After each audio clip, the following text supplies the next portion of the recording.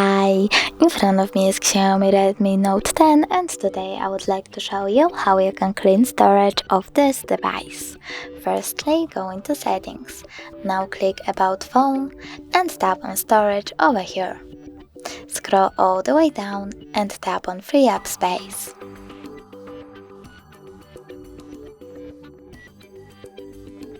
Lastly, click on clean up. As you can see, storage of my device was successfully cleaned. Thanks so much for watching. If you enjoyed this video, smash that like button, comment and don't forget to subscribe.